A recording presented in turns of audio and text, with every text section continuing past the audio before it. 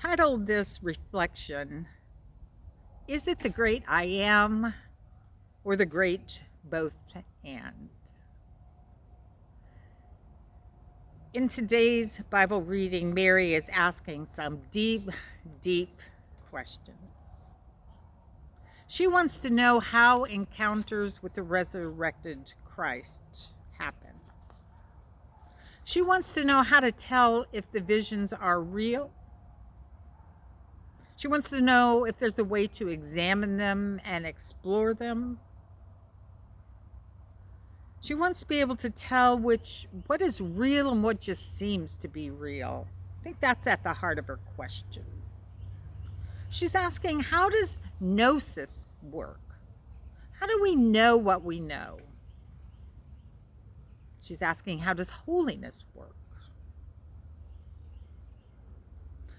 She's asking, when we enter into the holy realm, when we enter into the invisible divine, the invisible eternal, what are the means of perception? How do we really know that it is God who is speaking?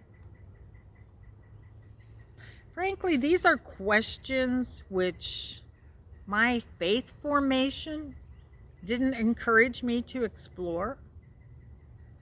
They're questions I wondered about, but really didn't have a place or a way to ask.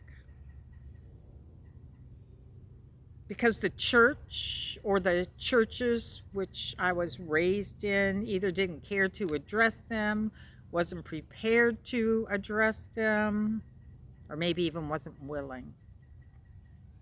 You see, I was brought up in the Western church, which follows a Euro-centric and patriarchal model, which is a way of saying it focuses on practical intelligence and loves to preach certitude. The church I brought up taught me that encounters with the holy took place this way. The Father up above is looking down, hopefully with love, to judge. So be careful, little eyes, what you see. Be careful, little hands, what you do. Because God is out there somewhere, waiting and watching you. Waiting and watching for me to mess up, and frankly, I didn't disappoint. But I was raised in the church of the either or. Either I was a sinner or a saint, and I couldn't be both. I was either good or I was bad. I was going to heaven or to hell. I was either wrong or right, in or out. There just wasn't much middle ground. There wasn't much space for alternatives in this church where I was raised. So it was the church of the either or, which, kind of makes sense now that I've read the Gospel of Mary to see why her gospel was excluded.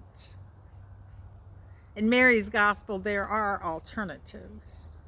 In Mary's gospel, Jesus sees things differently and does things differently. Which brings us back to page 10 and the question Mary asked the resurrected Jesus. How do these things happen?